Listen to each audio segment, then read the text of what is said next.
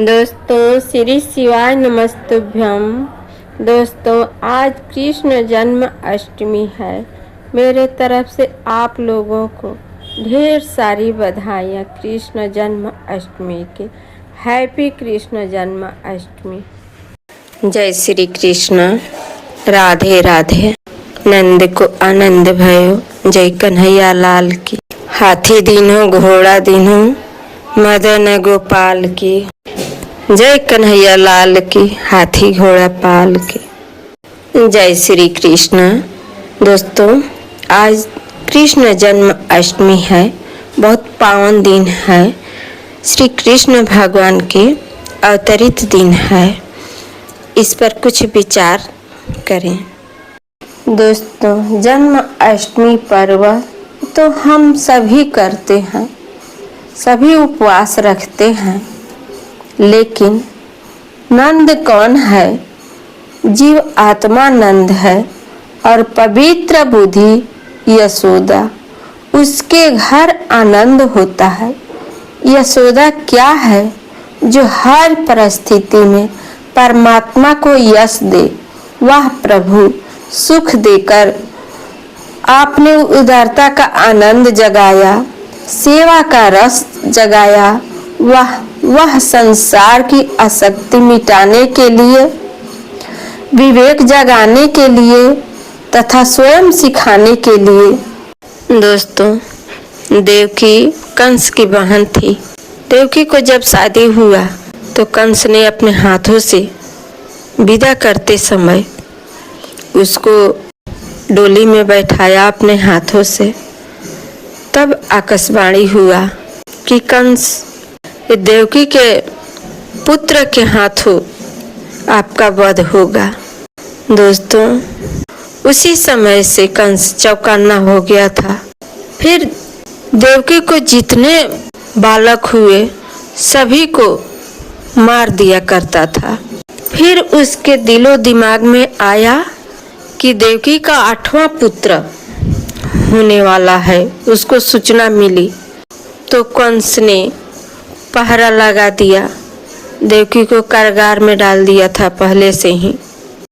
दोस्तों जब 8वां पुत्र हुआ तो इतना जोत हुआ कारागार में कि सभी पहरेदार मूर्छित होकर वहीं पर सो गए। इतना नींद आया कि सो गया सब।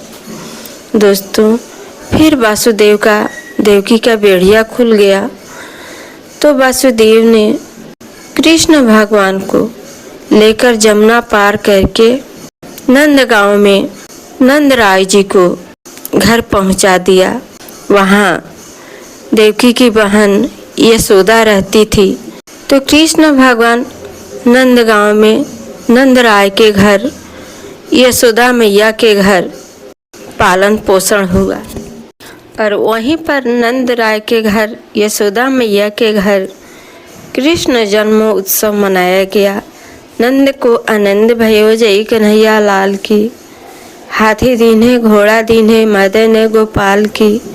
जय कन्हैया लाल की, हाथी घोड़ा पाल की। नंदगांव में नंदराय के घर उत्सव हुआ। दोस्तों नंदगांव में भगवान कृष्ण बहुत से लीलाएं की। उस पर बहुत से मुसीबतें आई। फिर कंस ने बहुत अत्याचार किया। कृष्ण भगवान को मारने के लिए बहुत से राक्षस भेजे। फिर एक बार कंस ने कृष्ण भगवान को मारने के लिए षड्यंत्र रचा। उसमें कृष्ण भगवान और बलराम जी भी गए वहाँ पर। दोस्तों इस तरह से बहुत लीलाएं हुई थी। कृष्ण भगवान के साथ बहुत अन्याय किया कंस ने। अंत में कंस मारा गया और देवकी वासुदेव को राज्यपाट मिला। दोस्तों और जितने लोग भी कारागार में बंदी थे सबको कृष्ण भगवान ने छुड़वाया, सबको राजपाट दिलवाया। इसी तरह से सभी को आज़ाद कर दिया कृष्ण भगवान ने। दोस्तों ये छोटी सी जानकारी है। जितना मेरे को ज्ञान था, जितना जानकारी था उतना मैंने आप लोगों के साथ शेयर किया। जानकारी तो और बहुत कुछ है, लेकिन बहुत लंबा वीडियो हो जाएगा दोस्तों। बस इतना ही। श्री शिवाय नमस्तुभ्यम। राजस्थान के एक छोटे से गांव में एक व्यक्ति रहता था। उसका नाम भोला राम था। भोला राम बहुत ही सरल स्वभाव का और मेहनती व्यक्ति था, परंतु जीवन में बार बार आने वाली परेशानियों ने उसे अंदर से तोड़ कर रख दिया था। कभी आर्थिक तंगी, कभी पारिवारिक कलह, कभी समाज का तिरस्कार, समस्याएं जैसे उसका पीछा ही नहीं छोड़ती थी। दोस्तों, दिन ब दिन वह और अधिक चिंतित व उदास रहने लगा। दोस्तों, एक दिन गांव में खबर फैली कि कुछ साधु संत अपनी मंडली के साथ गांव में पधारे हैं। वे न केवल योग साधना करते हैं, बल्कि जीवन की गुण बातों को भी सरल भाषा में समझा जाते हैं। दोस्तों, यह सुनते ही भोला राम के मन में आशा की एक किरण जगी। उसने सोचा कि शायद ये साधु उसकी समस्याओं का कोई समाधान बता सके।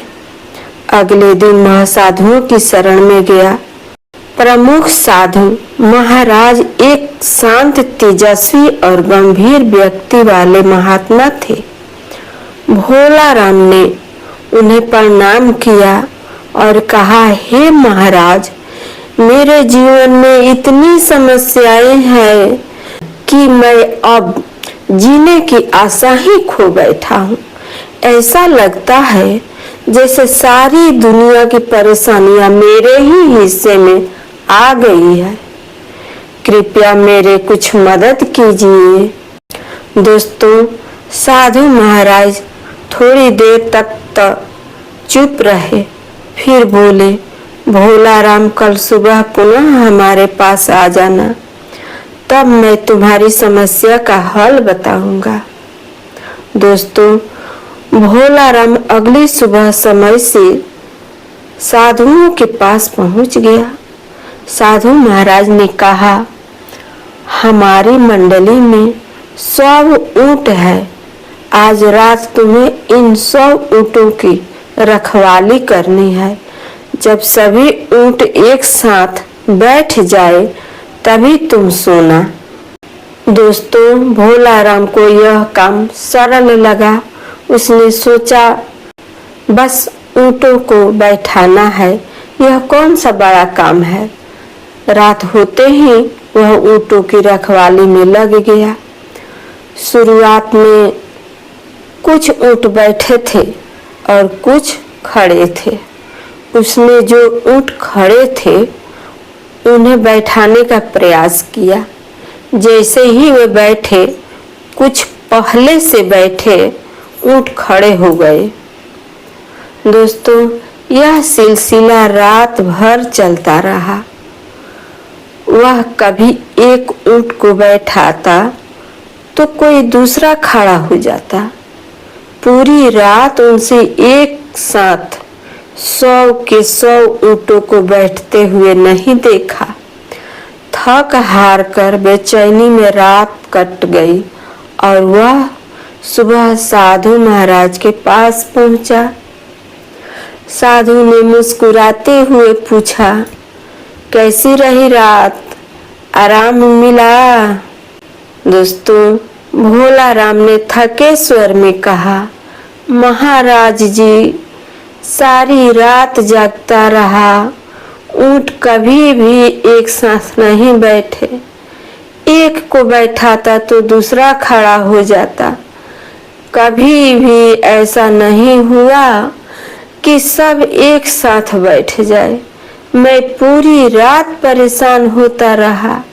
दोस्तों, साधु महाराज अब गंभीर हो गए और बोले, यही तुम्हारे प्रश्न का उत्तर है भोला राम। जीवन के ऊंट भी ऐसे ही होते हैं। समस्याएं कभी एक साथ समाप्त नहीं होती। एक जाती है तो दूसरी आ जाती है। कुछ समस्याओं को तुम सुलझा लोगे, लेकिन कुछ नई फिर खड़ी हो जाएगी। यदि तुम यह सोचते रहोगे कि जब सारी समस्याएं समाप्त होगी तब चैन से जीऊंगा, तो वह दिन कभी नहीं आएगा। चैन और सुख वही है जहाँ धैर्य है और समझदारी है। दोस्तों, भोला राम अब सब समझ चुका था। उसकी आंखों में आत्मबोध की चमक थी।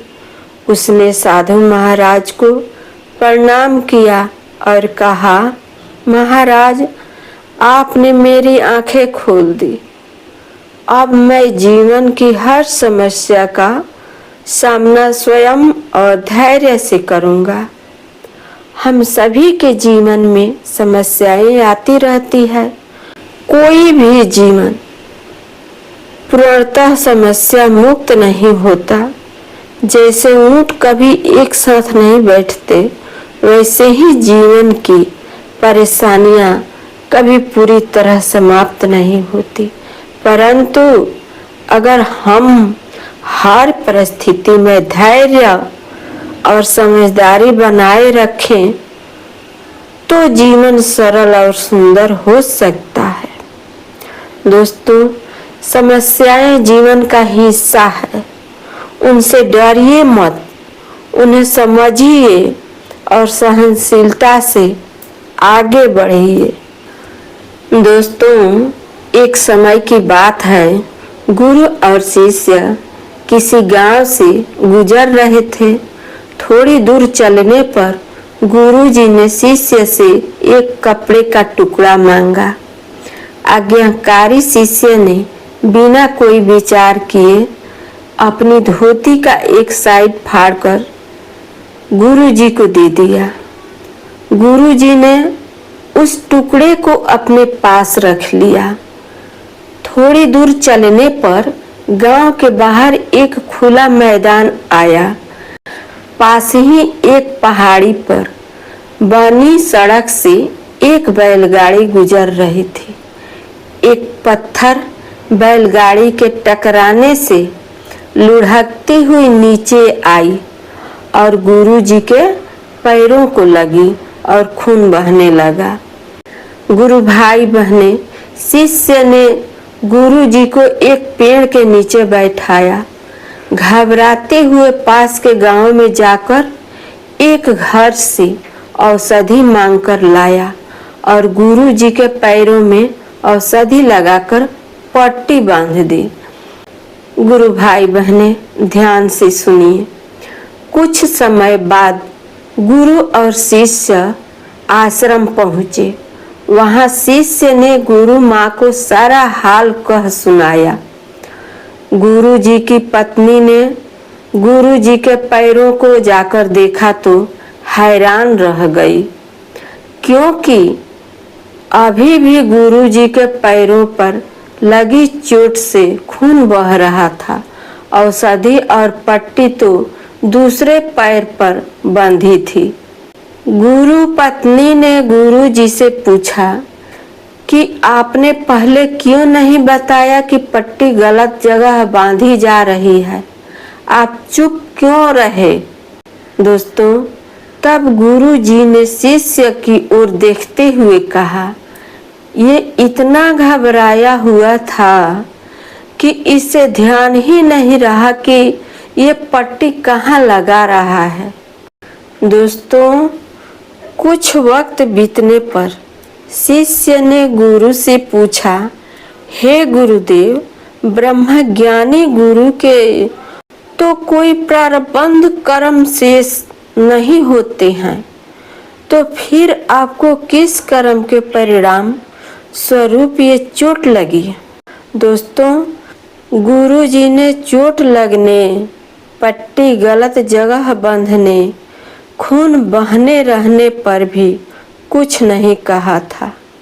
लेकिन जब शिष्य ने सवाल किया, तब गुरु जी ने कहा, ये मेरे नहीं तुम्हारे कर्मों के फल है। शिष्य हैरानी से, मेरे कर्मों के फल गुरुजी? हाँ, बैलगाड़ी से टकराकर जो चट्टान लुढ़कता हुआ आ रहा था वह तुम्हारे पूर्व के प्रारब्ध कर्मानुसार तुम्हें जीवन भर के लिए अपाहिज बनाने वाला था। शिष्य आश्चर्य से भरा हुआ सुनता जा रहा था। गुरुजी ने कहा, तुमने मेरे मांगने पर कपड़े का टुकड़े दे दिया। वो मैंने इसलिए मांगा था, पैरों में चोट का लगना, पट्टी का गलत जगह बांधना और घाव से खून का बहते रहना आवश्यक था। उससे तुम्हारे कर्म कट गए। यह सब सुनकर शिष्य बहुत लज्जित हुआ। सिर झुकाकर एक और किनारे खड़ा हो गया और क्षमा मांगते हुए कहने लगा, शिष्य, गुरुदेव मुझे क्षमा करें। अब मैं ऐसे कोई कर्म नहीं करूँगा जिससे आपको मेरे पाप कर्मों का फल भोगना पड़े। दोस्तों, कोई भी शिष्य नहीं चाहता है कि हमसे गलती हो, लेकिन जाने अनजाने में जो गलतियां हो जाती है उसे गुरुदेव जरूर क्षमा कर देते हैं, अगर नीयत अच्छी रही तो। श्री शिवाय नमस्तुभ्यम। हर हर महादेव, घर घर महादेव। काल हर, दुख हर, दरिद्र हर। हर हर महादेव, हर हर महादेव, घर घर महादेव। जय श्री राधे कृष्ण।